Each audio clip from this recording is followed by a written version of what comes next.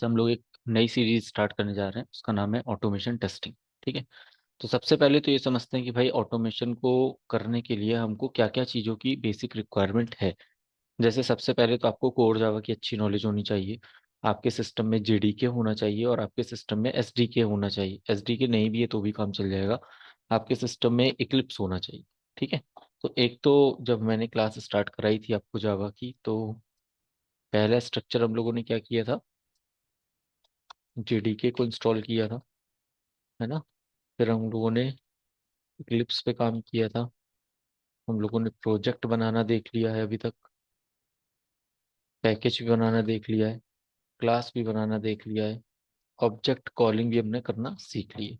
इतना पार्ट अभी तक हम लोग कवर कर चुके हैं। तो अगर ये सब चीज़ें आप कवर कर चुके हो तभी आप सेलेनियम पे काम कर सकते हो। अगर ये सब चीज़ें नहीं पता है तो आप सेलेनियम पे काम नहीं कर सकते। ठीक है। तो ये रूट है सेलेनियम का। तो यहाँ से इतना काम कंप्लीट करने के बाद अब जो अगला स्टेप आता है वो होता है कि भाई हमको सबसे पहले ये समझना है कि ऑटोमेशन होता क्या है। व्हाट इज ऑटोमेशन टेस्टिंग, क्या कह रहा है। The automation testing is the testing process. जैसे मैनुअल टेस्टिंग में मैं हमेशा बताता हूँ एसडीएलसी इज अ प्रोसेस, इसी तरीके से ऑटोमेशन टेस्टिंग भी क्या है, इट इज अ प्रोसेस, ये भी एक प्रोसेस है which makes use to test the automation tools and executes our test script. ठीक है। यहाँ पे हम लोग क्या कर रहे हैं, हम लोग स्क्रिप्ट पे ध्यान दे रहे हैं। स्क्रिप्ट किसको बोला जाता है, जब हम लोग किसी भी कोड्स के बारे में लिखते हैं, जब हमें कुछ काम दिया जाएगा उसके लिए हमें किसी कोड को लिख कर उसको टेस्ट करना पड़ेगा, उसको हम लोग बोलेंगे ऑटोमेशन स्क्रिप्ट डिजाइन करना। तो इसी तरीके से ऑटोमेशन टेस्टिंग क्या है, एक टेस्टिंग प्रोसेस है जो आपको काम क्या कराने के लिए बोल रही है कि आप यहाँ पे टेस्ट स्क्रिप्ट को डिजाइन करोगे। एग्जीक्यूट का मतलब क्या होता है, कोड को रन कराना। तो जब आप काम करोगे तो टास्क को करने के लिए स्क्रिप्ट लिखोगे और उसको एग्जीक्यूट कराओगे। So automation testing is the testing process which makes use which makes use of test automation tools बोला जाता है इसको। ठीक है। पहले क्या होता था, अब इसको थोड़ा सा और रिकरेक्ट कर देता हूँ। पहले हम लोग सिलेनियम में सिलेनियम आईडीई को यूज करते थे, तो आईडीई इज अ टूल। अब ऐसा नहीं होता है। जब से मार्केट में सिलेनियम 3 आया है तो उसने कन्वर्ट कर दिया वेब ड्राइवर। तो जो काम हम लोग किसी टूल के थ्रू पहले टेस्ट करते थे, अब वो हम लोग स्क्रिप्टिंग डेवलप करके यहाँ पे टेस्ट करते हैं। तो शायद इन्होंने नीचे कहीं आपको दिया होगा, ये देखो लिखा हुआ है कि सिलेनियम आईडी का यूज किया जाता था, सिलेनियम ग्रिड का यूज किया जाता था, सिलेनियम आरसी का यूज किया जाता था। अब इन लोगों ने क्या कर दिया, ये सब चीजें अब ये आपको यूज नहीं करनी, अब डायरेक्टली अब आपको सिलेनियम ड्राइवर का यूज करना है। ठीक है। तो पहले के टाइम पे क्या किया जाता था, यानी कि अगर मैं सिलेनियम 2.0 की बात करता हूँ, तो उस समय बेसिक लेवल के चीजों को अंडरस्टैंड करने के लिए, काम कराने के लिए आपको कहीं ना कहीं सिलेनियम के टूल्स को इम्प्लीमेंटेशन करके काम करवाना पड़ता था। ठीक है। तो जनरल सी बात है ये कि आपको अभी जो काम करना है उसके लिए आपको एक ऑटोमेशन टूल्स नहीं दिया जा रहा है, अब ऑटोमेशन लाइब्रेरी दी जा रही है। ठीक है। आपको उस लाइब्रेरी को यूज करते हुए सेलेनियम की स्क्रिप्ट डेवलप करनी पड़ेगी, और जो स्क्रिप्ट आप डेवलप करोगे उसी को आप यहाँ पर एग्जीक्यूट करोगे। ये पहली लाइन समझ में आ गई, सिंपल है। देन है, it compares our actual result with the expected result. तो आप जब काम करोगे तो आप क्लाइंट की रिक्वायरमेंट के हिसाब से काम करोगे। तो क्लाइंट की रिक्वायरमेंट हो गई एक्चुअल रिजल्ट, हम जो काम कर रहे हैं या जो डेवलपमेंट ने काम किया है वो है एक्सपेक्टेड रिजल्ट। तो हम ये एक्सपेक्टेशन रखेंगे कि क्लाइंट की रिक्वायरमेंट के हिसाब से डेवलपर ने एप्लीकेशन को डेवलप किया होगा। तो इसने दो बातें बोली, एक्सपेक्टेशन ये हम कर रहे होंगे किससे, डेवलपर से। यही क्लाइंट हमसे एक्सपेक्टेशंस करता है कि जिस कंपनी को हमने काम करने के लिए बोला है उसका डेवलपर भी अच्छे तरीके से काम करेगा और उसका टेस्टर भी अच्छी तरीके से काम करेगा। ठीक है। तो एक्चुअल रिजल्ट और एक्सपेक्ट रिजल्ट दोनों की ही अंडरस्टैंडिंग को समझना है, उसके हिसाब से हमको यहाँ पे एक कोड डेवलप करना है।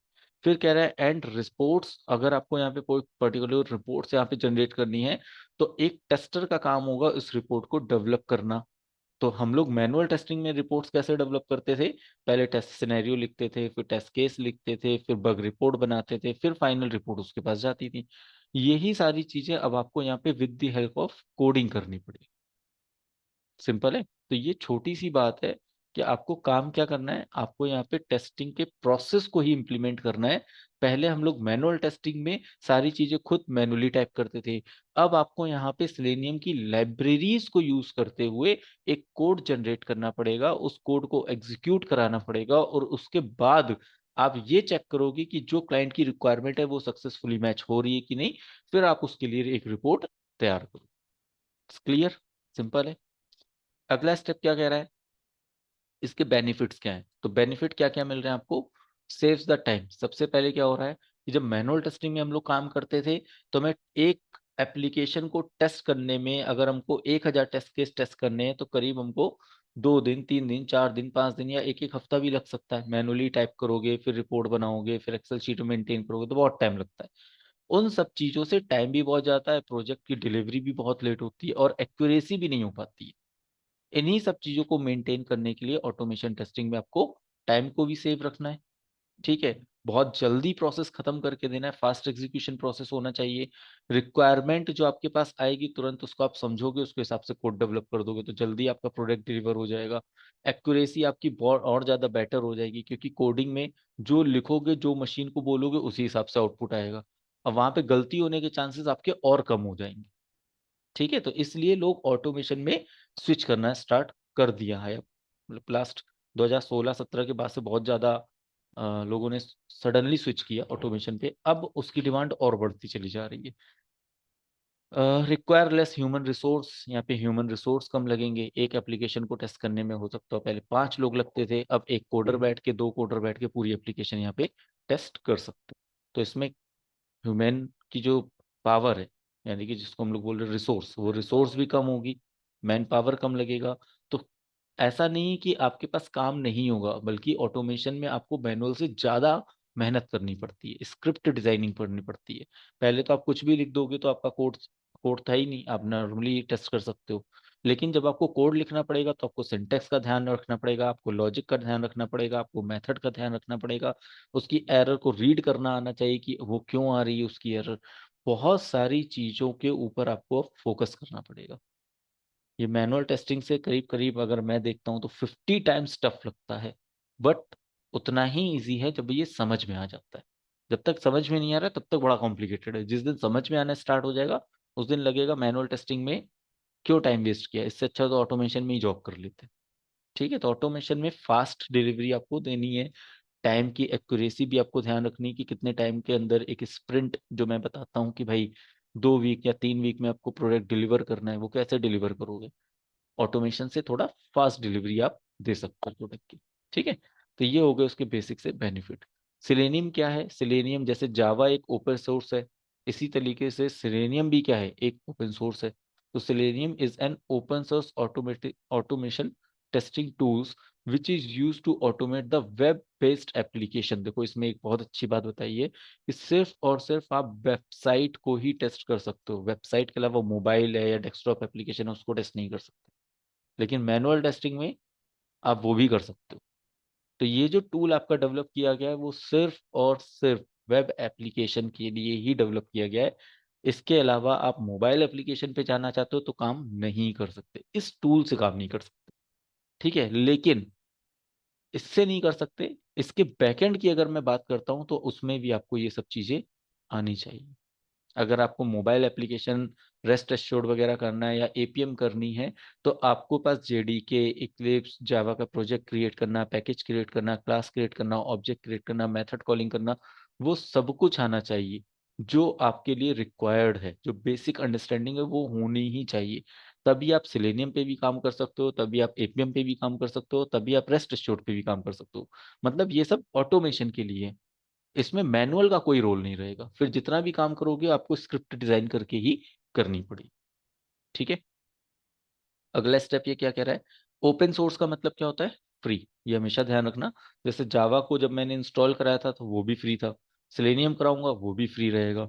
तो आपके पास सिलेनियम हो या जावा हो या पाइथन हो, आज के टाइम पे मैक्सिमम टेक्नोलॉजी क्या है, open source, it's totally free. आपको किसी को कोई पैसे देने की जरूरत नहीं है। और एक चीज और है कि अगर आप ओपन सोर्स की बात करते हो तो नीचे देखो इसने क्या बोला है, कि suppose multiple programming languages just like the Java है, सी शार्प है, रूबी है, पाइथन है, पर्ल है, तो आप सिलेनियम का यूज सिर्फ जावा के साथ ही नहीं कर सकते। जावा के अलावा भी कई सारी ऐसी टेक्नोलॉजी हैं जिसको वो सपोर्ट करवा रहा है। ठीक है, अगर आपको लगता है आपकी पाइथन बहुत अच्छी है तो आप पाइथन पे भी कमांड कर सकते हो। आपको लगता है आपका सी शार्प डॉट नेट बहुत अच्छा है तो आप उस पर भी टेस्टिंग कर सकते हो। अगर आपको लगता है आपकी पर्ल बहुत अच्छी है तो आप उस पर भी टेस्टिंग कर सकते हो। तो ये जो टेक्नोलॉजी है वो अलग अलग प्लेटफॉर्म को सपोर्ट कर रही है। तो जो सबसे ज्यादा मार्केट में डिमांड है वो क्या है? ऑब्वियसली जावा की। तो जावा की डिमांड मार्केट में आज भी सबसे ज्यादा है as compare to Python. Python का basic use data science, machine learning, deep learning, AI में ज्यादा किया जाता है। तो इसलिए अगर आपको डोमेन चूज करना है कि मुझे पाइथन में करियर बनाना चाहिए कि मुझे जावा में करियर बनाना चाहिए, तो डिपेंड करेगा आप टेक्नोलॉजी क्या चूज कर रहे हो। टेस्टिंग प्रोफाइल में जा रहे हो तो ऑब्वियसली आपके लिए सबसे ज्यादा इंपॉर्टेंट है जावा। ठीक है, अगर आप डेटा साइंस वगैरह पे जाते हो तो आपके लिए जरूरी है फिर पाइथन। समझ गए, दो अलग अलग टेक्नोलॉजी है। फ्रेमवर्क सपोर्ट यहाँ पे कह रहा है कि भाई आपको फ्रेमवर्क सपोर्ट्स भी करवाने पड़ेंगे। फ्रेमवर्क सपोर्ट इसके कौन कौन से होंगे, कितने फ्रेमवर्क्स के ऊपर हम लोग यहाँ पे काम करेंगे? तो मल्टीपल फ्रेमवर्क्स हैं। देखो, बस सिलेनियम में बात करता हूँ तो फ्रेमवर्क सपोर्ट्स आपको मिलेगा सबसे पहले जे यूनिट, फिर आपको मिलेगा टेस्टेंजी, फिर आपको मिलेगा यहाँ पे कुकम्बर, फिर आपको मिलेगा प्रोजेक्ट को मैनेज करने के लिए पेज ऑब्जेक्ट मॉडल, POM, जिसको हम लोग यहाँ पे यूज करेंगे मावेन के साथ। तो ये सब क्या है? ये सब फ्रेमवर्क्स है। और हम लोगों ने जब जावा की स्टडी करी थी तो कौन कौन से फ्रेमवर्क्स यहाँ पे स्टडी किए थे? कलेक्शन। तो जावा के लिए अगर आप काम करते हो तो कौन से फ्रेमवर्क्स पे काम करते हैं? कलेक्शन फ्रेमवर्क्स पे काम करते हैं। तो उन कलेक्शन फ्रेमवर्क्स में एरे लिस्ट हो गया, हैश मैप हो गया, सेट्स हो गया, वेक्टर हो गया, उन सारी चीजों को आपको यहाँ पे यूज करना है सिलेनियम के अंदर। ठीक है, तो ये जितने भी आप फ्रेमवर्क्स देख रहे हो ये सारे फ्रेमवर्क्स हम लोग आने वाले समय में यूज करने वाले हैं। ठीक है, ये हो गए हमारे पास किसके हैं, ये सब आपके सिलेनियम के हैं। तो यहाँ पे लिखना है तो आप यहाँ पे लिख सकते हो, ये सब सिर्फ और सिर्फ सिलेनियम को ही सपोर्ट करेंगे। ठीक है,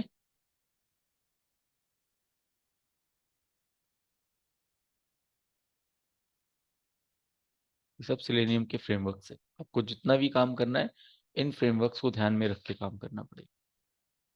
फ्रेमवर्क क्या होता है? अगर जनरल भाषा में आपसे कोई पूछे व्हाट इज फ्रेमवर्क, फ्रेमवर्क दो पार्ट में डिवाइड करूं, एक हो गया फ्रेम, एक हो गया वर्क। काम करने के लिए आपको अगर मल्टीपल लाइब्रेरीज की जरूरत है, मल्टीपल क्लासेस की जरूरत है, सिस्टम इंटीग्रेशन टेस्टिंग करने की जरूरत है, आपको रीटेस्टिंग करने की जरूरत है, आपको रिग्रेशन टेस्टिंग करने की जरूरत है, तो वो बिना फ्रेमवर्क के नहीं कर सकते।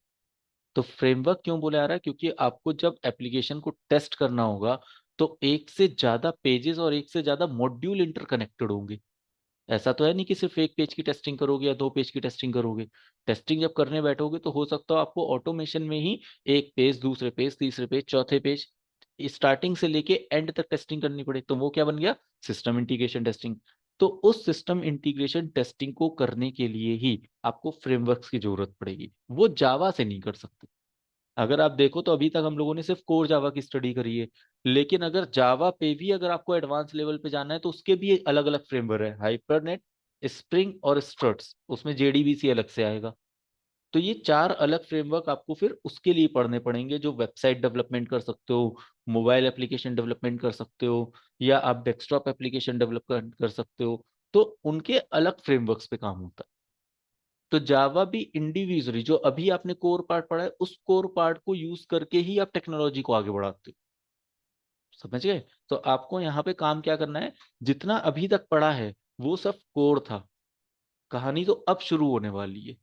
अब आपका जब सिलेनियम स्टार्ट होगा तब समझ में आएगा कि जावा का इम्प्लीमेंटेशन कहाँ करना है। अभी तक तो पढ़ते थे इनहेरिटेंस है या पॉलीमॉर्फिज्म है या इनकैप्सुलेशन है। अब आपको सिनेरियो दिया जाएगा कि फॉर एग्जांपल आपके पास एक किसी भी वेब पेज को ऑटोमेट करना है। तो वेब पेज को ऑटोमेट करने के लिए उसमें डेटा भी पुट करना पड़ेगा, उसमें आपको क्लिकिंग भी अप्लाई करनी पड़ेगी, उसमें आपको पैरामीटराइजेशन भी अप्लाई करना पड़ेगा, उसमें आपको सर्वर से भी डेटा लेना पड़ेगा। तो जब एक ही प्रोग्राम में चार स्टेप्स दिए होंगे तो आप 4 अलग अलग क्लासेस थोड़ी ना बनाओगे, आपको एक क्लास में 4 प्रोग्रामिंग्स अटैच करनी पड़ेंगी, 4 अलग मेथड्स बनाने पड़ेंगे, तभी आप उसको इम्प्लीमेंट कर सकते हो। तो इसीलिए जितना अभी तक पार्ट पढ़ा है वो तो सिर्फ एक जस्ट अंडरस्टैंडिंग थी। इम्प्लीमेंटेशन प्रोसेस अब शुरू होगा एक्चुअली में, कि जावा का यूज कहाँ पे करना है। ठीक है, मतलब जितना पढ़ा उसका प्रोसेस अब शुरू होगा आपका। वो सब सिर्फ ये था कि चलो पढ़ लिया, देख लिया, ऐसा होगा, लेकिन उसका यूज एक्चुअली में जब किसी भी प्रोजेक्ट्स पे ऊपर आते हो, उसके फ्रेमवर्क्स पे आप आते हो, वो तब वहां से स्टार्ट। ठीक है, क्लियर है? तो अभी कहानी में बहुत सारी चीजें इसमें और ऐड होना बाकी हैं। ठीक है, क्लियर है? तो इसने फ्रेमवर्क का मतलब यहाँ पे यही बताया कि अगर आप काम करते हो तो मल्टीपल फ्रेमवर्क के ऊपर आपको यहाँ पे काम करना पड़ेगा। फ्री एंड ओपन सोर्स समझ में आ गया है? तो भाई ये जितना भी काम आप करोगे टोटली फ्री है, कोई पैसा देने की जरूरत नहीं है, और ये ओपन सोर्स है। आप जिस टेक्नोलॉजी को सपोर्ट कराना चाहते हो इजिली आप सपोर्ट करा सकते हो। It supports multiple platforms such as Windows, Linux, operating system. ये भी इजी है कि अगर आप जितने भी तरीके के ऑपरेटिंग सिस्टम के ऊपर आप काम कराना चाहते हो सिलेनियम को यूज कर सकते हो। अगर आप यहाँ पे क्रॉस प्लेटफॉर्म टेस्टिंग करना चाहते हो तो आपके पास अलग अलग ब्राउजर होने चाहिए, आप अलग अलग ब्राउजर की भी टेस्टिंग कर सकते हो। इसमें बहुत ही लिमिटेड हार्डवेयर रिसोर्स की रिक्वायरमेंट है। ऐसा नहीं है कि आपको एक i5 i10 जैसे सिस्टम की जरूरत है। अगर आपके पास i3 भी है तो भी काम हो जाएगा। ठीक है, या अगर i3 भी नहीं, कोई पुराना भी अगर आपके पास, उससे भी अगर पुराना कोई लैपटॉप है, बस उसमें जावा चलनी चाहिए। जावा चल रही है मतलब आपका काम इजीली हो जाएगा। मेन सपोर्ट क्या होना चाहिए? जावा। जावा चल जाएगा तो सिलेनियम की कुछ लाइब्रेरी अटैच कर दो, आपका काम इजीली चलता रहेगा। तो ये कह रहे हैं बहुत ज्यादा आपको सिस्टम हार्डवेयर कॉन्फ़िगरेशन की रिक्वायरमेंट नहीं है। जस्ट सिंपल सा आपको ये पता होना चाहिए जावा मेरे सिस्टम में कहाँ रन कर जाएगी बस, और आपका काम इजीली होता जाएगा। ठीक है, तो ये स्टेप्स क्लियर हो गए जितना बताया। अब इसके बाद क्या आ रहा है कि ये ड्रॉबैक क्या है? ऑब्वियसली डेस्कटॉप एप्लीकेशन का आप इसमें यूज नहीं कर सकते। ठीक है, यानी कि अगर मैं यहाँ पे कैलकुलेटर ओपन कर दूं और मैं आपसे कहूँ कि भाई इस कैलकुलेटर की टेस्टिंग करो, तो ये तो डेस्कटॉप के अंदर है, इसके लिए ब्राउजर तो मैंने ओपन ही नहीं किया, तो आप टेस्टिंग कैसे करोगे? वो कर ही नहीं सकते। तो आप डेस्कटॉप सपोर्ट सॉफ्टवेयर यहाँ पे टेस्ट नहीं कर सकते। कोई दिक्कत? चलो, बाकी क्या कह रहा है? सिलेनियम के कंपोनेंट क्या क्या है? सिलेनियम आईडीई है, सिलेनियम आरसी है, सिलेनियम वेब ड्राइवर है, और सिलेनियम ग्रिड है। अब हम लोगों को आईडी और आरसी पे काम नहीं करना है, ये सब नीचे मिक्स हो चुके हैं। अगर कहीं इसका फिगर आएगा तो ये आप लोग देख सकते हो। वैसे अभी इसमें है नहीं फिगर, मैं इसको दिखा दूंगा कि क्या है सिलेनियम आरसी, क्या है सिलेनियम ग्रिड। तो इसकी हमारे पास एक ऑफिशियल वेबसाइट है। हम लोग जितना भी काम यहाँ पे करेंगे हम लोग करेंगे सिलेनियम वेब ड्राइवर के लिए। ठीक है, वेब ड्राइवर। देखो वेबसाइट को चलाने के लिए किसकी रिक्वायरमेंट पड़ रही है? Web driver. यानी कि जितने भी HTTPS के प्रोटोकॉल्स लिखे गए हैं वो सब वेब ड्राइवर की लाइब्रेरी में बिल्ड है। तो आपको ये टेंशन नहीं लेनी कि मुझे सर्वर से इंटरकनेक्शन बनाना है, मुझे वेब ड्राइवर को ओपन करने के लिए कुछ लिखना है, ऐसा कुछ नहीं है। इसके पास सारी लाइब्रेरी बनी बनाई है। जस्ट आपको कोड लिखने का सही पैटर्न पता होगा तो आप इजीली उस चीज को इम्प्लीमेंट कर लो। ठीक है, तो हम लोगों को यहीं से काम स्टार्ट करना है सिलेनियम वेब ड्राइवर वाले से। अगला स्टेप ये क्या कह रहा है कि सिलेनियम वेब ड्राइवर है क्या? देखो कह रहा है Selenium web driver is a tool use to automate testing for the web application. फिर से मैं रिकरेक्ट कर देता हूँ। Selenium WebDriver is a library, built-in library, a predefined library which is used to automate the testing for the web application. ठीक है, हम लोग जब जावा पे काम करते हैं तो हम लोग क्या करते हैं? जावा पे काम करते हैं तो हम लोग जेडीके की लाइब्रेरी को ही तो यूज करते हैं, उसका कोई टूल थोड़ी ना हम लोग यूज करते हैं। इसी तरीके से अगर आप यहाँ पे सिलेनियम पे काम करोगे तो सिलेनियम की भी यहाँ पर लाइब्रेरी ही यूज करनी है। इसका कोई पर्टिकुलर टूल या आरसी आपको यूज नहीं करना है। अगर आरसी होता या आईडीई होता तो हम कहते कि चलो आपको किसी टूल की रिक्वायरमेंट यूज करनी है। समझ गए? क्लियर है? ये कह रहा है it allows to use to execute the test against the different browser like the Firefox. ये तो मैंने ऊपर बताया था। अगर आपको यहाँ पे काम करना है तो आप यहाँ पे क्रॉस प्लेटफॉर्म टेस्टिंग कर सकते हो, कोई प्रॉब्लम नहीं है। ठीक है, Selenium web driver eliminated use to Selenium server working the faster than RC. तो ये कह रहा है कि सिलेनियम को अगर आप यहाँ पे यूज करते हो तो सिलेनियम सर्वर इसका बहुत फास्ट वर्क करता है as compare to Selenium RC remote control, RC का मतलब होता है रिमोट कंट्रोल। तो रिमोट कंट्रोल से बहुत ज़्यादा फास्ट काम करता है, आप बहुत इजीली किसी भी एप्लीकेशन को कुछ ही टाइम में टेस्ट कर सकते हो। अब ये बता रहा है कि अगर आपको इस पे काम करना है तो इसका लेटेस्ट स्टेबल वर्जन यहाँ पर जो दिख रहा है वो है 3.141.59, बट एक्चुअली में ये जब पीडीएफ डेवलप करी गई होगी या जिसने भी डेवलप की होगी उस समय का ये वर्जन है। ठीक है, अब ये अपडेट हो चुका है, अब जो करंट वर्जन चल रहा है 4.22 या 21 चल रहा है। ठीक है, तो सिलेनियम स्टैंड अलोन सर्वर बोला जाता है इसको। ठीक है, सिलेनियम स्टैंड अलोन। तो अगर आपको इस पे काम करना है तो सबसे पहला स्टेप क्या होगा, अब इसको स्टेप बाय स्टेप समझते जाते हैं कि जब आप सिलेनियम पे काम करना स्टार्ट करोगे सो आपकी पहली रिक्वायरमेंट क्या है। सबसे पहले आपको selenium.dev, this is the official website, आपको इस वेबसाइट के ऊपर जाना है। ठीक है, तो चलो भाई इसकी ऑफिशियल वेबसाइट के ऊपर चलते हैं। सो आप यहाँ पे लिखो selenium.dev, ये हो गई इसकी ऑफिशियल वेबसाइट। ऊपर ये खुद बता रहा है सिलेनियम ऑटोमेट्स ब्राउजर्स। तो सिलेनियम का यूज हम लोग क्यों कर रहे हैं, एप्लीकेशन को टेस्ट करने के लिए ऑटोमेटिकली। तो जो भी ऑटोमेटिकली आपको यहाँ पे एप्लीकेशन को टेस्ट करना है उसके लिए आप सिलेनियम के इस पर्टिकुलर ऑफिशियल वेबसाइट के ऊपर आ सकते हो। आओगे तो ये तीन चीजें दिखा रहा है, सिलेनियम वेब ड्राइवर का यूज हो सकता है, सिलेनियम आईडी का यूज हो सकता है, सिलेनियम ग्रिड का यूज हो सकता है, सिलेनियम आरसी मिसिंग है तो आरसी का भी यूज होता था, अब नहीं है। तो अब आपको जो भी काम करना है सिलेनियम वेब ड्राइवर के हिसाब से काम करना है। ठीक है, नीचे देखो डेवलपमेंट पार्टनर इसके ये कुछ दिए हुए हैं, इनके थ्रू अगर आप देखोगे तो बेस्ट वेबसाइट में से एक है ये भी। इस पे बहुत सारी आपको इन्फॉर्मेशन मिल जाएंगी रिलेटेड टू सिलेनियम और जावा ऑल्सो। ठीक है, अगर आप सिलेनियम करना चाहते हो तो भी मिल जाएगा, जावा करना चाहते हो तो भी मिल जाएगा। तो कंटेंट आपको स्टैक ब्राउजर स्टैक के ऊपर बहुत सारा मिल जाएगा। फिर ये कह रहा है कि इतनी सारी जो कंपनियां हैं वो सब इसको सपोर्ट कर रही हैं, बाकी ये सब फालतू की बातें, आगे चलते हैं। मेन पॉइंट हम लोगों को यहाँ पे क्या समझना है, सी शार्प, रूबी, जावा, पाइथन, जावा स्क्रिप्ट, तो ये इतनी सारी प्लेटफॉर्म्स को सपोर्ट करता है।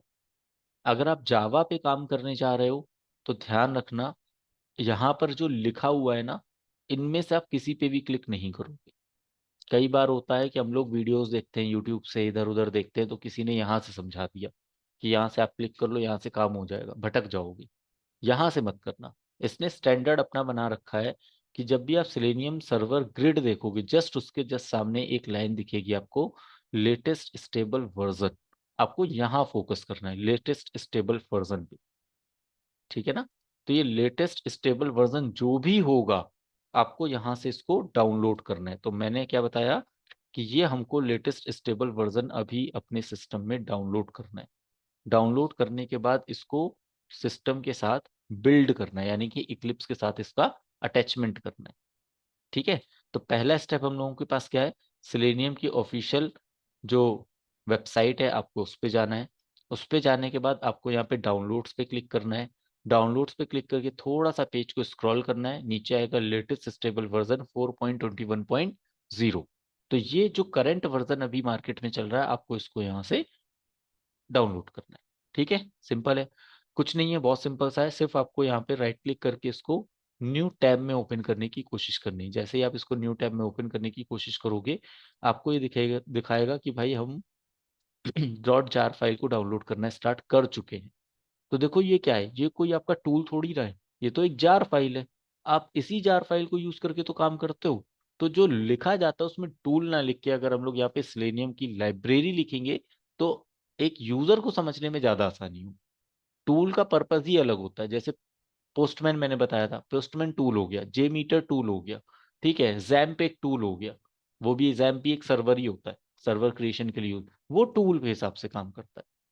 लेकिन अगर आप लाइब्रेरीज की बात करते हो तो लाइब्रेरीज आपको डॉट जार फाइल के फॉर्मेट में डेवलप होके मिलती है। ठीक है, तो हम लोग यहाँ पे टूल को यूज नहीं कर रहे हैं, हम लोग यहाँ पर डॉट जार फाइल को यूज कर रहे हैं। ठीक है, अब इसको कैसे काम करना है, जब भी आप इसको डाउनलोड करोगे तो आपके पास यहाँ पर अपने कहाँ पे डाउनलोड हो जाएगा, आपके सिस्टम में जहाँ पे भी आप डाउनलोड्स रखना चाहते हो वहाँ पे जाके आप इसको देख सकते हो, देख लिया भाई कि ये लाइब्रेरी है, इसको यहाँ से कट कर दिया। मुझे यहाँ से अटैचमेंट नहीं करना है, मुझे प्रॉपर एक फोल्डर जनरेट करना है, उसमें से अटैचमेंट करनी है सारी। अगर मैं यहाँ पे 15 लाइब्रेरीज यूज करूंगा तो वो 15 की 15 लाइब्रेरी सेम लोकेशन पे होनी चाहिए। ऐसा नहीं एक लाइब्रेरी डी ड्राइव में, एक लाइब्रेरी सी ड्राइव में, एक लाइब्रेरी डाउनलोड में। तो इन फ्यूचर कभी आप अपने प्रोजेक्ट्स में काम करते हो और सभी एक टीम मेंबर का हिस्सा बन के काम कर रहे हैं, तो सबसे ज्यादा प्रॉब्लम किसको फेस होगी? आपको होगी, क्योंकि आपकी लाइब्रेरी एक सही तरीके से सिंक्रोनाइज नहीं। तो आपको अगर काम बेटर तरीके से करना है तो सबसे पहला स्टेप क्या है कि जब आप लाइब्रेरीज को डाउनलोड करोगे तो हम लोगों का फर्स्ट स्टेप क्या होगा? ऑफिशियल वेबसाइट पे जाना है और आपको यहाँ पे लाइब्रेरीज को डाउनलोड कर लेना। ये हो गया पहला स्टेप, डाउनलोड हो गया। अब डाउनलोड करने के बाद आपको यहाँ पे क्या करना है? एक फोल्डर क्रिएट करना है। फोल्डर कहाँ पे क्रिएट करोगे? वो डेस्कटॉप पे भी कर सकते हो, डी ड्राइव में भी कर सकते हो, ई ड्राइव में भी कर सकते हो, ठीक है। तो कहीं पर भी आप अपना फोल्डर एक छोटा सा बना लेना। तो मैं यहाँ पे एक छोटा सा फोल्डर बना देता हूँ। फोल्डर का नाम रख दिया सिलेनियम सेटअप के नाम से, बना दिया। और जो हमारे पास लाइब्रेरी थी उसको मैंने यहाँ पर कॉपी पेस्ट कर दिया। चाहे आप कट पेस्ट कर दो या कॉपी पेस्ट कर दो, बोथ आर सेम। क्लियर है? फोल्डर बना लेना, फोल्डर का कोई भी आप एक नाम डिसाइड कर लेना, और उस नाम के अंदर क्या करोगे? अपनी सिलेनियम की जो लाइब्रेरी है उसको अटैच कर दोगे। सिलेनियम लाइब्रेरी को आप वहां पर कॉपी पेस्ट कर दोगे, ठीक है।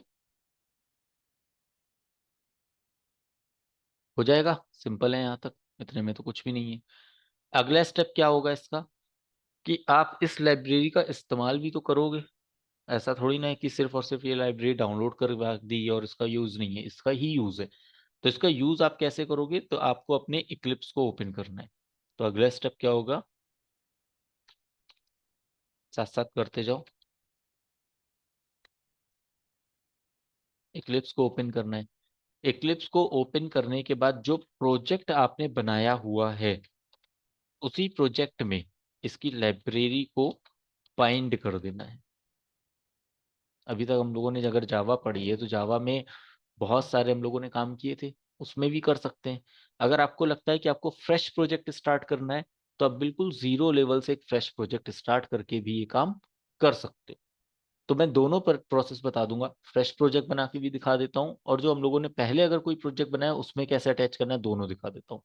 तो कभी जरूरत होती कि बना बनाया प्रोजेक्ट मिल गया कंपनी की तरफ से, उसमें अटैच करना है, तो उस समय ये माइंड में नहीं होना चाहिए कि मैंने तो नया प्रोजेक्ट बनाया था, अब इसमें कैसे अटैच करेंगे। तो वो दोनों प्रोसेस आपको पता होनी चाहिए,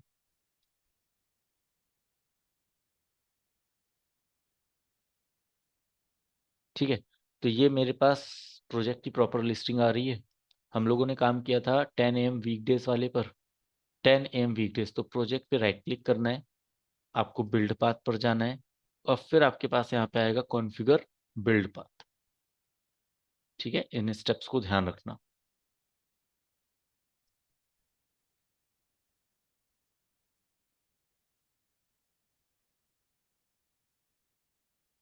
ठीक है, क्लियर है? Build path, configure build path, configure build path पे क्लिक करना है, लिखते जाओ। क्या किया?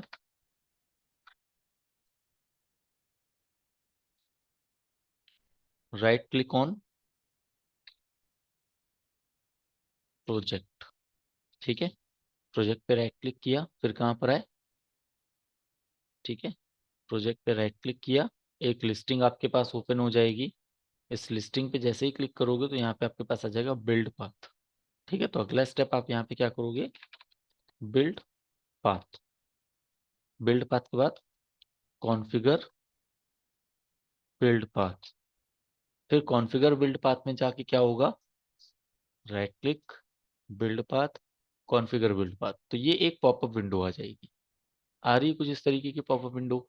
इसी पॉपअप विंडो के ऊपर लिखा होगा जावा बिल्ड पाथ। जावा बिल्ड पाथ का मतलब क्या है कि जावा से रिलेटेड जितनी भी लाइब्रेरी आपको लगानी है वो सब आप यहाँ पे अटैच करोगे। ठीक है, तो ये आपको अटैच करने के लिए सोर्स हो गया, प्रोजेक्ट हो गया, लाइब्रेरी हो गया, ऑर्डर एग्जांपल हो गया, कुछ भी इस तरीके के इंपोर्ट्स वगैरह करना है आप कर सकते हो। तो यहाँ पर लाइब्रेरी पे क्लिक करना है। लाइब्रेरी पे क्लिक करने के बाद आपको अपने प्रोजेक्ट में देखना ये एक्टिवेट होके मिल रहे हैं या नहीं मिल रहे हैं।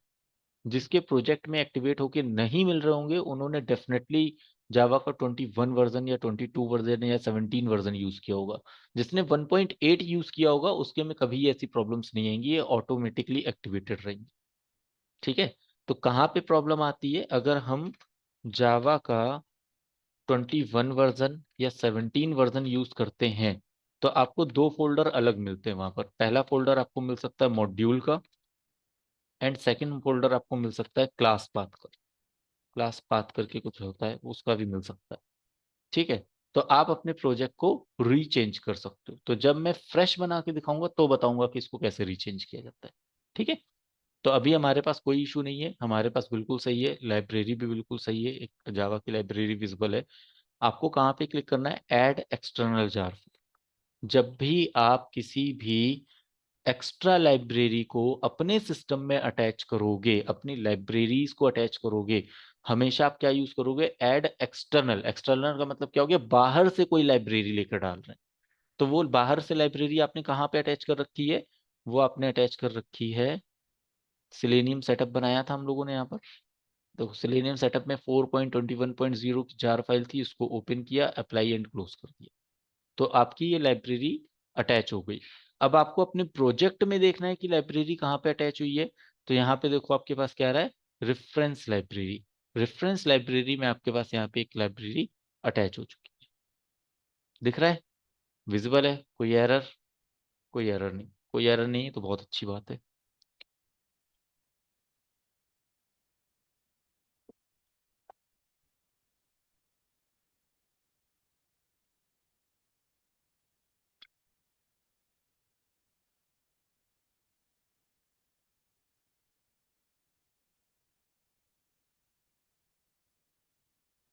चलें नेक्स्ट स्टेप मूव करें। तो ये हो गया हमारे पास, किसी भी प्रोजेक्ट के अंदर अगर आपको लाइब्रेरी अटैच करनी है तो आप किस तरीके से एक्सटर्नल लाइब्रेरीज यहाँ पे अटैच करोगे। अगर मैं नया प्रोजेक्ट बना के काम करता हूँ तो फाइल पे जाऊंगा, न्यू पे जाऊंगा, एक प्रोजेक्ट पे जाऊंगा। प्रोजेक्ट यहाँ पे लिख के आ रहा है आपके पास जावा का प्रोजेक्ट, तो जावा के प्रोजेक्ट को सिलेक्ट किया, न्यू बटन पे क्लिक किया। यहाँ पे आपको प्रोजेक्ट का नाम डाल देना है, जस्ट लाइक मैंने कर दिया 10 OM सिलेनियम प्रोजेक्ट। ठीक है। अब यहाँ पे देखो मैंने ऑलरेडी यहाँ पे सेट कर रखा है 1.8। अगर किसी का यहाँ पर 21 वर्जन है तो हो सकता है आपके पास कुछ एरर्स आ जाएं, नहीं है तो बहुत अच्छी बात है। अगर है तब भी आप 1.8 ही सिलेक्ट करना, अगर नहीं है तो भी 1.8 ही सिलेक्ट करना, आपको दोनों ही पर्पस पे 1.8 ही सिलेक्ट करना है। ठीक है। ऐसा नहीं करना नेक्स्ट नेक्स्ट नेक्स्ट करते चले जाओगे, तो अगर 21 होगा तो बाय डिफॉल्ट जावा 21 ही चलाएगा आपकी। तो कोशिश करना कि इस बात का ध्यान रखना कि जब आप प्रोजेक्ट पे काम करना स्टार्ट करते हो तो यहाँ पे लाइब्रेरी कौन सी आप ले रहे हो, देखो कह रहा है ना, इन्वायरमेंट JRE, यानी कि जब जावा आपके प्रोग्राम को रन करेगा तो कौन सी लाइब्रेरी सपोर्ट करा रहे हो, 1.8 की लाइब्रेरी जावा के सपोर्ट कर रही है। तो आपको एरर आने के चांसेस मतलब जो आते थे अनलिमिटेड आते थे वो मैक्सिमम कम हो जाएंगे। ठीक है। किसके कम हो जाएंगे, डेवलपर के कम नहीं होंगे। एरर्स हमारी आती थी कि लाइब्रेरी सपोर्ट नहीं कर रही है, उसके चांसेस कम हो जाएंगे। ठीक है। इसको जरूर ध्यान रखना। अभी मैं क्या कर रहा हूँ, अगर मैं यहाँ पे 21 ले ले रहा हूँ तो ये कुछ बता रहा है, invalid modifier 10 AM invalid, invalid बता रहा है, इसको हटा देता हूँ, कुछ और लिख देता हूँ, सिलेनियम प्रोजेक्ट। ठीक है। 10 AM ऐसे कर सकते हैं। अब इसको फिर मैं फिनिश कर दूं, तो यहाँ पे मैंने फिनिश कर दिया, हटा दो इसको। नीचे आ रहा है सिलेनियम प्रोजेक्ट 10 AM, इस पर राइट क्लिक किया, बिल्ड पाथ पर गए, कॉन्फ़िगर बिल्ड पाथ पर आए। अब ये देखो आ रहा है मॉड्यूल पाथ और क्लास पाथ। यही मैंने बताया था अभी कि अगर हम लोग सिलेनियम के 21 वर्जन या 17 वर्जन को सिलेक्ट करते हैं तो हमारे पास यहाँ पे क्या आएगा, मॉड्यूल पाथ और क्लास पाथ आएगा। तो ये एक प्रॉब्लम आ सकती है आपके पास। हाँ अगर आ जाती है तो कोई दिक्कत भी नहीं है। ये देखो सारे बटन अभी मेरे जितने भी बटन आप देख रहे हो ये सब डीएक्टिवेटेड हैं, आप कितना भी इस पे क्लिक करो, ये काम ही नहीं करेंगे। कर रहे हैं काम? नहीं कर रहे। तो इसको क्लास पाथ पे क्लिक करना पड़ेगा, तब ये बटन आपके एक्टिव हों। अब आप इसमें ऐड एक्सटर्नल जार फाइल पे क्लिक करोगे और अपने प्रोजेक्ट्स में यहाँ पे अटैच करोगे। ठीक है, क्लियर है? तो ये हो गया हमारे पास सबसे पहले सेटअप कैसे क्रिएट किया जाएगा। तो सेटअप क्रिएट करने के लिए क्या क्या चीज़ों की ज़रूरत है? सेटअप क्रिएट करने के लिए सबसे पहले आपके पास ये सेटअप होना चाहिए। अगर ये सेटअप है तो फिर आपको सेलेनियम की ऑफिशियल वेबसाइट पे जाके इसकी जार फाइल को डाउनलोड करना है। जार फाइल को डाउनलोड करने के बाद एक फ़ोल्डर क्रिएट करना है, उसमें कॉपी पेस्ट कर देना सेलेनियम की जार फाइल को, और वहाँ से फिर आप अपना बिल्ड पाथ, कॉन्फ़िगर बिल्ड वाला पाथ कंप्लीटली सेटअप क्रिएट कर लेना। So this is a first process. ये हमारी एप्लीकेशन को स्टार्ट करने का फर्स्ट प्रोसेस होता है। अगर आप अकॉर्डिंग टू पीडीएफ चलते हो तो उसमें भी देखो यहाँ पे क्या बताया गया है कि सबसे पहले लेटेस्ट स्टेबल वर्जन को आप देखोगे, फिर आपको यहाँ पे क्या करना है, कॉन्फ़िगर करना है सेलेनियम की जार फाइल। ठीक है, तो create a new project, right click, new, new folder, आपको एक नया फोल्डर वगैरह क्रिएट कर लेना है। उसमें आपको कोई भी लाइब्रेरी अगर अटैच करनी है तो आप कॉपी पेस्ट कर सकते हो, राइट क्लिक करके बिल्ड पाथ पे जाओगे, ऐड बिल्ड पाथ करोगे। तो ये उसने कुछ चीज़ें आपको बता रखी हैं कि ऐसे ऐसे स्टेप्स आपको यहाँ पे यूज़ करने। तो कॉन्फ़िगरेशन करने तक का काम इसने यहाँ पे आपको बता रखा है। ठीक है, अगर इसको यूज़ करना है तो कर सकते हो। कुछ चीज़ें मुझे मिसिंग लग रही हैं, जैसे कॉन्फ़िगर बिल्ड पाथ कहीं लिखा हुआ नहीं दिख रहा है इसमें। तो अगर आप इसके थ्रू करोगे तो हो सकता है आप यहाँ से भूल जाओ कि भाई बिल्ड पाथ पे आने के बाद डायरेक्टली इसका कैसे बिल्ड हो गया।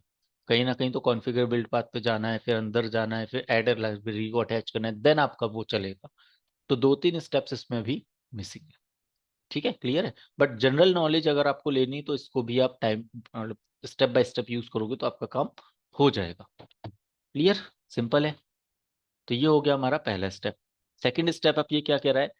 अब ये सेकंड स्टेप कह रहा है कि आपको अपने प्रोजेक्ट को रन कराने के लिए क्रोम ब्राउज़र, फायरफॉक्स ब्राउज़र या ओपेरा ब्राउज़र या इंटरनेट एक्सप्लोरर जैसे ब्राउज़र्स की रिक्वायरमेंट होगी।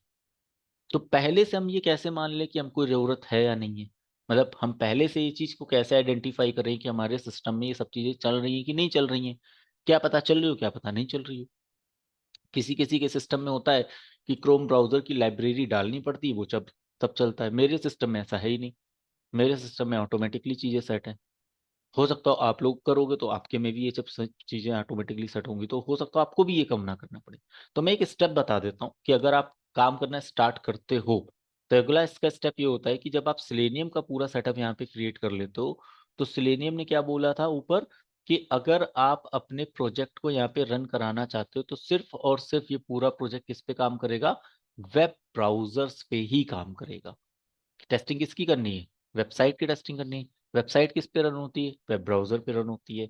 तो यानी कि सेलेनियम भी कह रहा है कि अगर आपको यहाँ पे काम कराना है, तो आपको वेब ब्राउज़र के ऊपर ही काम करवाना पड़ेगा। इसके अलावा आपके पास कोई दूसरा ऑप्शन है ही नहीं। तो अगर आपके सिस्टम में क्रोम ब्राउज़र है, फायरफॉक्स ब्राउज़र है या ओपेरा ब्राउज़र है या सफारी ब्राउज़र है या एज ब्राउज़र है या इंटरनेट एक्सप्लोरर है, किसी भी तरीके का ब्राउज़र क्यों ना हो, आप इनकी भी एक्स्ट्रा लाइब्रेरी अटैच कर सकते हो। ठीक है? तो वो कैसे करनी होती हैं, उसको आप लोग यहाँ पर जाओगे ऑफ़िशियल वेबसाइट पर, करना नहीं है जस्ट समझा रहा हूँ। आप लोग अपने ऑफ़िशियल वेबसाइट पे जाओगे, थोड़ा-सा पेज को स्क्रॉल करोगे, तो यहाँ पे आपको एक ऑप्शन मिलेगा प्लेटफ़ॉर्म सपोर्टेड बाय सेलेनियम। आपको अपने प्लेटफ़ॉर्म को सपोर्ट कराना है तो आपको यहाँ पे जाना पड़ेगा। देन फिर आपके पास क्या आ रहा है, ब्राउज़र, आपको ब्राउज़र पे जाना पड़ेगा। ब्राउज़र पे जाने के बाद क्रोम ब्राउज़र की अगर आपको यहाँ पर ज़रूरत है, आप चाहते हो हमें क्रोम ब्राउज़र की सबसे पहले ज़रूरत पड़ रही है, तो इसकी डॉक्यूमेंटेशन पे क्लिक करना पड़ेगा। ये डॉक्यूमेंटेशन आ गया। अब इसके डॉक्यूमेंटेशन को रीड करना पड़ेगा कि भाई ये कैसे सेटअप करवाएगा। तो ये बड़ा लंबा प्रोसेस है। एक तो ये तरीका हो गया कि पहले आप इसका पूरा गो थ्रू करो, डिस्क्रिप्शन रीड करो, तब जाके आप इसके बारे में कुछ चीज़ें समझ सकते हो। ठीक है?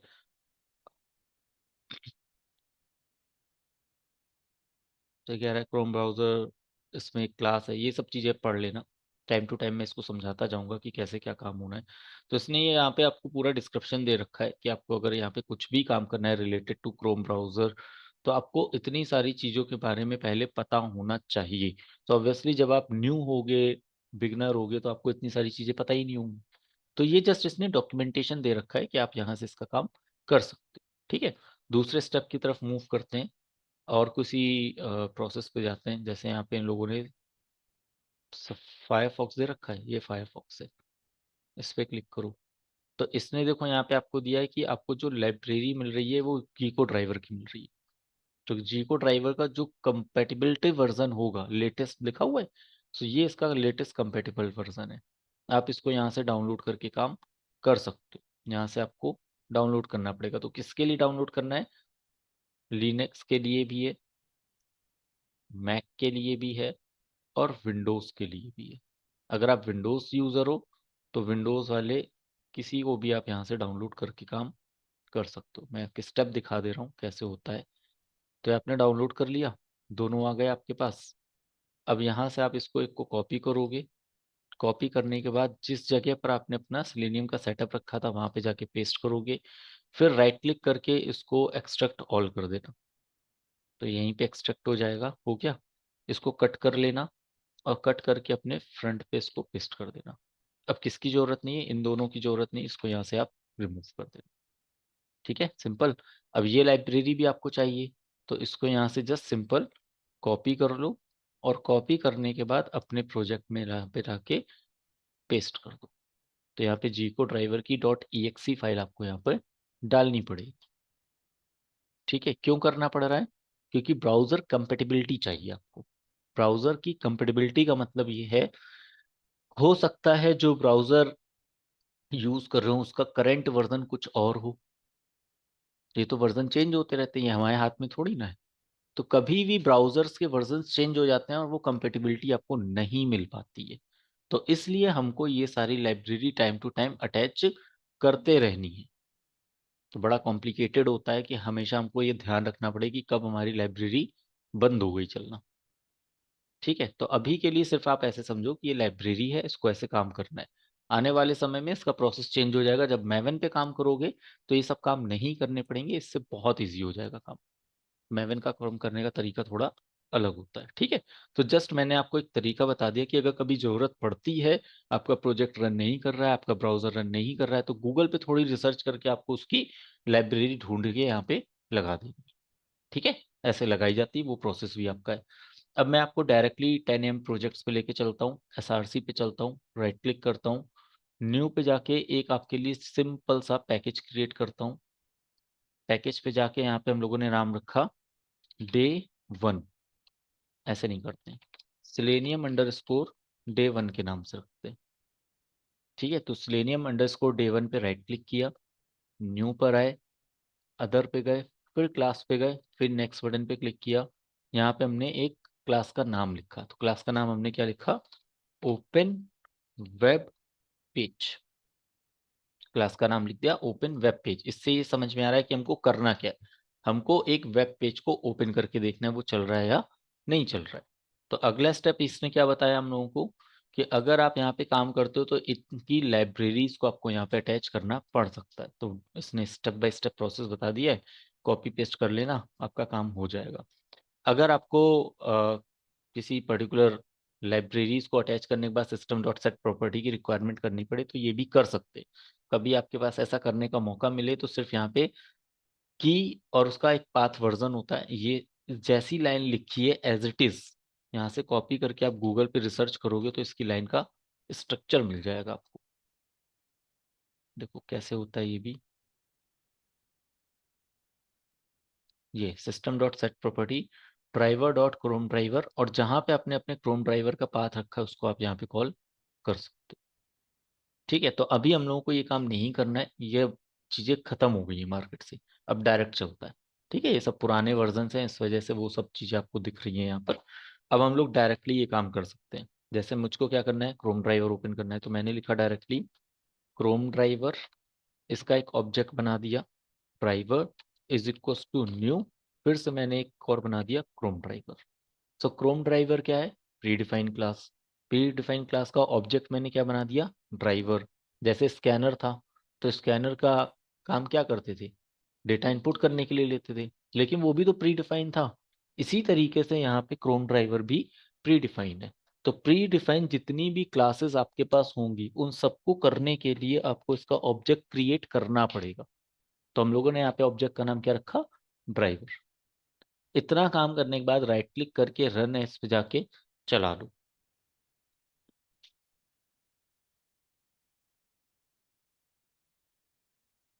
चल गया, हो गया ब्राउजर ओपन।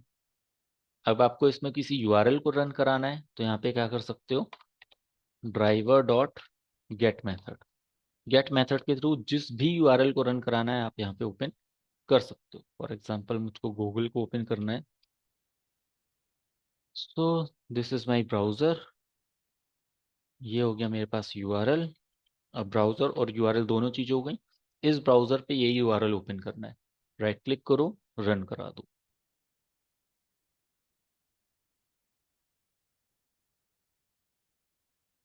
हो गया रन, सिंपल है। तो अगला स्टेप इसने यहाँ पे क्या बताया था, नेक्स्ट स्टेप इसने क्या बताया कि अगर आप यहाँ पे अपने ब्राउजर के सेटिंग्स को प्रॉपरली सेट कर सकते हो, आपके सिस्टम सेटिंग्स जहाँ पे भी रखी हैं आपने उन सब चीज़ों को प्रॉपरली आप यहाँ पे बिल्ड कर देते हो, तो अगला स्टेप आपको यहाँ पे क्या करना है, आपको यहाँ पे अपने वेब ड्राइवर को ओपन करना है। जो हम लोगों ने अभी क्रोम ड्राइवर चलाया है वो वेब ड्राइवर से भी काम करना है। तो आने वाले समय में हम लोग यहाँ पे वेब ड्राइवर भी यूज करेंगे। तो इसने बताया था कि जो वेब ड्राइवर है वो क्रोम ड्राइवर को भी सपोर्ट करेगा, फायरफॉक्स को भी सपोर्ट करेगा और एक्सप्लोरर को भी सपोर्ट करेगा। यानी कि आप यहाँ पर एक साथ मल्टीपल ब्राउजर को रन करा सकते हो। ये पार्ट में हटा देता हूँ। अब अगला स्टेप मैंने क्या बताया कि अगर आपके पास तीन ब्राउजर हैं, फॉर एग्जांपल एक, दो और ये तीन, तीन ब्राउजर हैं, ठीक है। पहला ब्राउजर का नाम क्या है हमारे पास, फर्स्ट ब्राउजर का नेम हमारे पास हो गया क्रोम। सेकंड ब्राउजर का नेम हमारे पास हो गया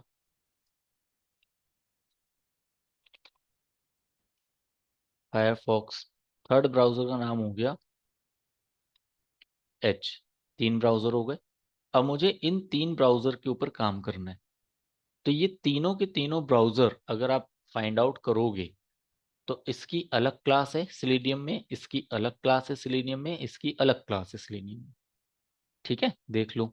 अभी हमने क्रोम ब्राउजर से काम स्टार्ट किया।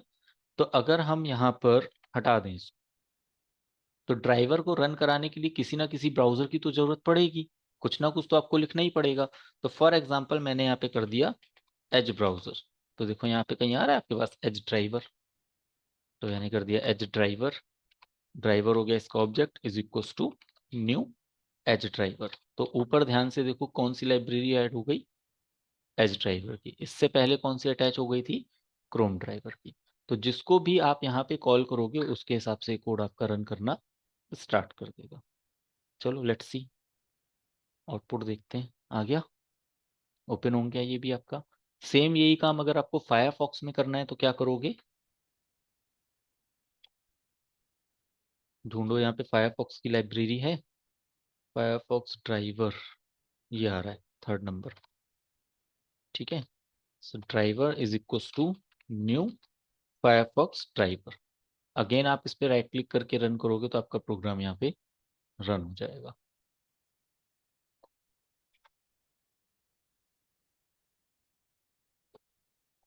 थोड़ा टाइम लेता है ओपन होने में, देखते हैं कितना टाइम लेगा।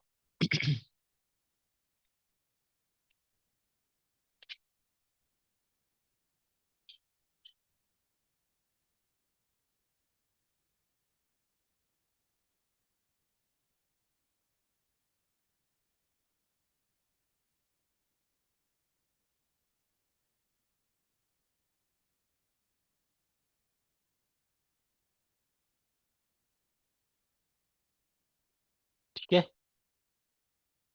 ये भी ओपन हो गया। तो तीन ब्राउजर या तीन से ज्यादा ब्राउजर अगर आपके सिस्टम में है तो वन बाय वन आप सारे ब्राउजर्स को यहाँ पे लॉन्च करा सकते हो। अब मैंने क्या बोला, मैंने नहीं बोला, मैं कौन होता हूँ बोलने वाला, इस पीडीएफ ने बोला। इस पीडीएफ ने ये बोला कि अगर आपको यहाँ पे काम करना है तो आपको वेब ड्राइवर को यूज करना पड़ेगा। सो वेब ड्राइवर क्या है, इज एन इंटरफेस। तो याद रखो जब मैंने आपको इंटरफेस बताया था तो इंटरफेस में क्या होती थी, अलग अलग मेथड्स होते थे। एक मेथड को यूज करते थे या लिखते थे, उसका इम्प्लीमेंटेशन हम किसी दूसरी क्लास में करते थे। तो फॉर एग्जाम्पल, इसका ध्यान से समझना, हम लोगों ने क्या किया, क्रोम के लिए भी गेट मेथड यूज किया, फायरफॉक्स के लिए भी गेट मेथड यूज किया और एज के लिए भी हम लोगों ने गेट मेथड ही तो यूज किया। तो ये तीनों मेथड कैसे हैं? Over ridden method. Over ridden यही तो होता है, मैंने बोला ना जावा अब स्टार्ट होगी। यानी कि अब आपको समझना है कि किस जगह पे क्या जावा चल रही है। तो ये जो क्रोम ड्राइवर यूज कर रहे हो उसमें क्या हो रहा है, गेट मेथड को यूज कर रहे हो। तो गेट जो मेथड आपने यूज किया है, एक मेथड एक से ज्यादा बार अलग अलग क्लासेस में यूज कर पा रहे हो। और जब मैंने इंटरफेस बताया था तब भी आपको ये सारी चीजें बताई थी हमने, कि एक आप इंटरफेस डिफाइन करते हो, ठीक है, एक आप यहाँ पे क्लास डिफाइन करते हो, क्लास और इंटरफेस का इंटरकनेक्शन करते हो, और इंटरफेस के अंदर जो भी आपने यहाँ पे अगर मेथड लिखा है उस मेथड को आप किसी दूसरी क्लास में या उसके अलावा भी कोई दूसरी क्लास आपके पास है तो उसको आप कॉल करा सकते हो। तो ये जो गेट मेथड है ये क्या बन गया, ओवररिडन मेथड बन गया आपका। इसको ओवरराइट किया जा सकता है, यानी कि इस मेथड का यूज एक से ज्यादा की दूसरी क्लास भी कर पा रही है। समझ गए? तो वही लॉजिक यहाँ पे लगा हुआ है। जो जावा पढ़ी थी उसका पढ़ने का पर्पस ये था कि जब आप यहाँ पे प्रैक्टिकली इंप्लीमेंटेशन करोगे तो माइंड में क्या चलना चाहिए, जावा का इंप्लीमेंटेशन किया कहाँ पे जा रहा है, जावा को इम्प्लीमेंट ये कैसे कर रहा होगा इंटरनली, तो ये ऐसे कर रहा है। तो इसने क्या बना रखा है, इसने यहाँ पर एक वेब ड्राइवर बना रखा है। और वेब ड्राइवर क्या कह रहा है, वेब ड्राइवर ये कह रहा है कि मैं एक इंटरफेस हूँ। अब क्रोम ड्राइवर हो या फायरफॉक्स हो या एज हो, तीनों को जितने भी मेथड चाहिए होंगे वो मैं प्रोवाइड करूंगा। You got my point? अब वहां पे ये कह रहा है कि मैं प्रोवाइड करूंगा, आपको कुछ नहीं करना है, आपने जितना करना था वो आप कर चुके। अब मेरा काम यहाँ पे चलेगा कि जितने भी मेथड मैं दूंगा आप सब रन कर सकते हो। तो इसने एक लिस्टिंग बना रखी है, नीचे देखोगे तो ये लिस्टिंग है, डॉट गेट की, डॉट गेट टाइटल की, डॉट गेट करंट यूआरएल की, क्विट की, मैक्सिमाइज की, अलर्ट की। ये क्या है, ये सब आपके वेब ड्राइवर के मेथड्स हैं जिसका इम्प्लीमेंटेशन किसी क्लास में किया जा रहा होगा। क्लास कौन सी हो गई, क्रोम ड्राइवर, फायरफॉक्स ड्राइवर और एज ड्राइवर। ठीक है, तो अब आपको काम क्या करना है, यानी कि जो काम आप यहाँ पे कर रहे थे उसी काम को करने के लिए अब आप क्या यूज करोगे, वेब ड्राइवर का यूज करोगे। तो web driver, driver is equal to new. अब ये आप बताओगे कि क्रोम ड्राइवर ओपन करना है तो वो क्रोम ड्राइवर ओपन करा देगा। ठीक है, अगर आप उससे कहते हो कि मुझे ये वाली लाइन में क्रोम ड्राइवर की जगह क्या यूज करना है, एज ड्राइवर यूज करना है, तो आप यहाँ पे एज ड्राइवर का भी यूज कर सकते हो। तो ये एक आगे लिखा गया इंटरफेस होता है और पीछे लिखा गया कंस्ट्रक्टर। बोला ना जावा अब स्टार्ट हुई है, तो अब समझ में आएगा तुम लोगों ने जावा कितने अच्छे से पढ़ी है। क्लास का नाम और कंस्ट्रक्टर का नाम सेम होता है। तो ये कौन सा कंस्ट्रक्टर है, डिफॉल्ट कंस्ट्रक्टर। पैरामीटर तो पास किया नहीं, तो डिफॉल्ट ही तो बना। समझ गए? इस तरीके से आपको पढ़ना है। तो अब अगर आप इसको रन करोगे तो driver is equal to new Chrome driver, अगर मैंने यहाँ पे बोला तो ड्राइवर मतलब वेब ड्राइवर आपका इंटरफेस हो गया, क्रोम ड्राइवर आपकी क्लास का इंटरफेस, सॉरी कंस्ट्रक्टर हो गया जिसके बिहाफ पे वो प्रोग्रामिंग आपकी यहाँ पर रन कर रही है। क्लियर?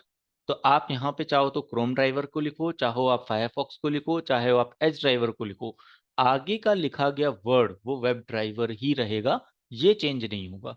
अगर आपने इसको चेंज किया तो सिर्फ और सिर्फ क्रोम ड्राइवर के लिए या स्पेसिफिक किसी ब्राउजर के लिए ही काम करेगा, सबके लिए सपोर्ट नहीं करेगा। तो जब प्रैक्टिकली किसी भी आप कंपनी में काम करते हो, जाके आप लोग वर्किंग करते हो, तो वहां पे यहाँ पे वेब ड्राइवर चलता है, ना कि यहाँ पे क्रोम ड्राइवर या फायरफॉक्स चलता है। क्योंकि यहाँ पे क्रॉस प्लेटफॉर्म टेस्टिंग करके देनी पड़ती है, और क्रॉस प्लेटफॉर्म टेस्टिंग करने के लिए आपको वेब ड्राइवर इस्तेमाल करना ही पड़ेगा। क्लियर? समझ गए? तो ये पहली क्लास समझ में आ गई। तो यहाँ तक आप सबको प्रैक्टिस करनी है, पहले सेटअप क्रिएट करना है, एक छोटा सा कोड बना के देखना है, इसको चला के देखना है चल रहा है कि नहीं चल रहा है। फिर जैसे जैसे ये पीडीएफ काम कर रही है, जैसे गेट किया है वैसे ही गेट टाइटल भी होगा, गेट करंट यूआरएल भी होगा, क्विट भी होगा, मैक्सिमाइज भी होगा, अलर्ट भी होगा। तो ये एक छोटा सा एग्जांपल है, देखो क्या यूज किया, वेब ड्राइवर, वेब ड्राइवर लिखा, क्रोम ड्राइवर लिखा, ब्राउजर को मैक्सिमाइज करना है तो मैक्सिमाइज कर देंगे हम लोग, फिर यूआरएल डाल देंगे उसके अंदर कोई, उसका एक टाइटल निकाल लेंगे और उसका करंट यूआरएल निकाल लेंगे और उसको क्विट करा देंगे। तो ये क्या है, बने बनाए मेथड्स। तो जावा को अगर समझ में आ गया, मतलब जावा को पकड़ लिया आपने, तो सिलेनियम बहुत इजी है। अगर जावा को नहीं पकड़ पाए तो सिलेनियम में तो धज्जियां उड़ने वाली हैं फिर सबकी। इसीलिए कहता हूँ जावा आनी चाहिए, जावा समझ में आ गई, सिलेनियम में कुछ नहीं है, सब बना बनाया है। बट आपको ये माइंड में क्लियर होना चाहिए, वेब ड्राइवर का मतलब क्या है, इंटरफेस है। किसको कॉल किया, कंस्ट्रक्टर को कॉल किया। कंस्ट्रक्टर किसको कनेक्ट कर रहा है, अपनी क्लास को कनेक्ट कर रहा है। उसका कौन सा मेथड चल रहा है, ये सारे मेथड चल रहे हैं। ये सारे मेथड आपके सब जगह पे यूज होंगे। लिंकिंग करना इसको बोलते हैं, मैपिंग करना। आपको मैपिंग करना चाहिए, जावा कहाँ यूज हुई, जावा का प्रोसेस कहाँ यूज हुआ, और इसका इंटरकनेक्शन यहाँ पे कैसे किया जा रहा है। तो पूरी की पूरी चीजें, सब कुछ डिपेंडेंट किसमें, कोर जावा पर। जावा आ जाएगी तो सिलेनियम बहुत इजी है।